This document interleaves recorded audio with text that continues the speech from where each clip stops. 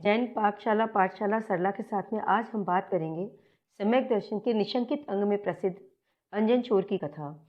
कश्मीर देश के अंतर्गत विजयपुर के राजा अरिमंथन के एक पुत्र था। उसका नाम था ललितांग, जो कि बहुत सुंदर था, इकलौता था और माता पिता का बहुत ही लाडला था। इसी कारण लाड प्यार से वो बिगड़ गया और उसने कुछ भी पढ़ाई लिखाई नहीं की, न विद्या कुछ भी अर्जन नहीं कर पाया और साथ साथ में बुरे दोस्तों की संगत से वो व्यसनी भी हो गया। सभी व्यसन करता था और माता पिता को परेशान करता था। तो राजा ने दुखी होके, क्योंकि वो प्रजा को बहुत परेशान करने लग गया था, इसलिए राजा ने दुखी होकर उसको एक बार देश से निकाल दिया।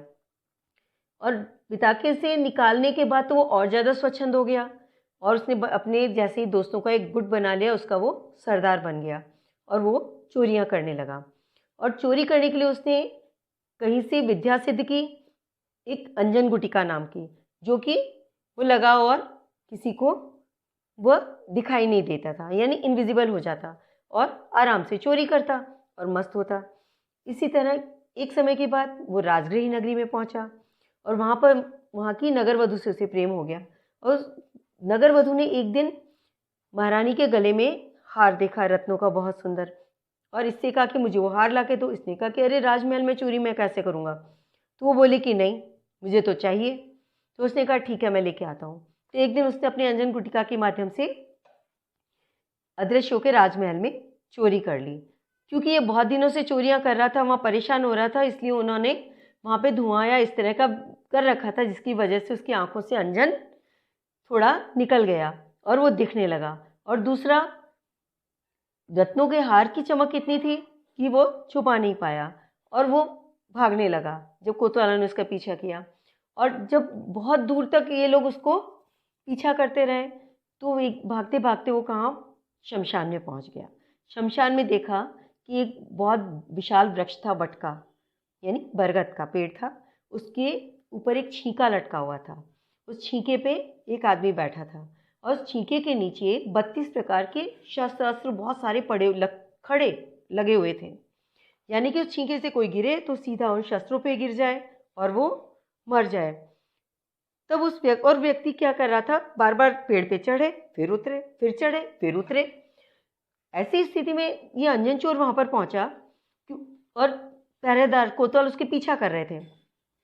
उसने कहा उस व्यक्ति से कि भैया तुम क्या कर रहे हो, क्यों चढ़ उतर कर रहे हो। तो उसने कहा कि अरे जिनदत्त सेठ ने मुझे आकाशगामिनी विद्या सिद्ध करने की विधि बताई है और ये विधि ऐसी है, लेकिन मैं क्या करूं, मुझे डर लगता है, मुझे शंका हो रही है कहीं मैं विद्या नहीं आई और मैं गिर गया और मैं इन शस्त्रों पे गिरूंगा तो मर जाऊंगा, इस मारे मैं बार बार चढ़ उतर कर रहा हूं।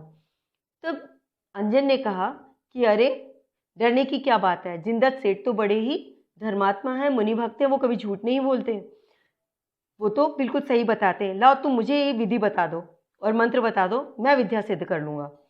तो उसने कहा कि ठीक है, तुम ही करके देखो। तो उसने कहा कि ठीक है। उसने उसे नमोकार मंत्र सिखा दिया।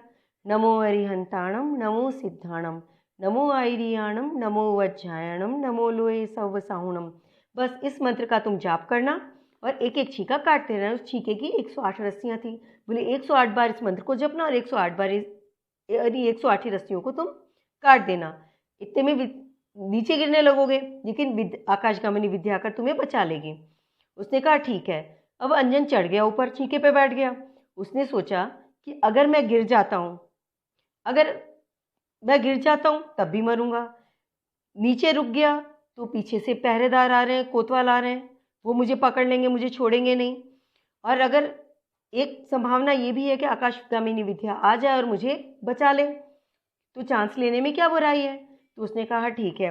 अब वो नमोकार मंत्र बोलने लगा, लेकिन वो भूल गया। इतनी देर में एक बार में कोई चीज़ याद थोड़ी रहती है, और वो भी परेशान आदमी को, उसे कुछ याद रहा नहीं। तो उसने क्या कहा पता है, आणम ताणम कछून जानम सेठ वचन परिमाणम।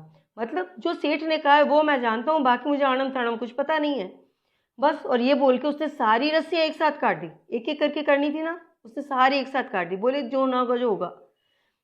लेकिन उसकी श्रद्धा और उसकी दृढ़ता को देखते हुए आकाशगामिनी विद्या ने आकर उसे बचा लिया और अपने साथ ले गई। बोला कि स्वामी आपको कहाँ चलना है। तो उसने कहा कि अरे जहाँ पे ये सेठ जी है ना, जिन्होंने विद्या दी थी, वो सेठ जी हैं, जहाँ हैं वहीं पे मुझे ले चलो। तो वो सेठ जी उस समय सुमेरु पर्वत पर अकृत्रिम चैत्यालयों की वंदना कर रहे थे, तो वो विद्या उनको वहीं पर ले गई।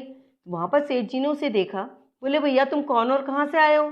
उसने जाके मुनिराज, क्योंकि वो मुनिराज के पास बैठा था, और अंजन ने जाके सीधे पहले सेठ जी को वंदना करी, नमस्तु किया, नमस्कार किया। तो बोले, और फिर मुनिराज को नमस्तु किया। तो बोले ऐसा तुम उल्टा काम क्यों कर रहे हो? बोले इसलिए कि इन सेठ जी की वजह से मैं यहाँ पहुँचा हूँ, नहीं तो मैं मर गया होता। तब उसने अपनी पूरी कथा सुनाई। तब मुनिराज ने उनको धर्मोपदेश दिया, उन्होंने जान लिया कि ये भव्य जीव है, उन्होंने उसे धर्मोपदेश दिया। तो उसे वैराग्य हुआ, उसने सारे व्यसन छोड़े, सब कुछ छोड़ दिया और दिगंबर मुद्रा धारण करी, मुनि दीक्षा धारण करी और घोर तपस्या की, और अंत में कैलाश पर्वत से मोक्ष प्राप्त किया। इस प्रकार धर्म के प्रभाव से, निशंकित अंग के प्रभाव से एक व्यक्ति ने इतना व्यसनी और बुरा इंसान होते हुए भी उसने अपना कल्याण कर लिया और मोक्ष पद को प्राप्त किया। इसलिए हमें भी जिनवाणी में कभी भी शंका नहीं करनी चाहिए। यही तो निशंकित अंग है।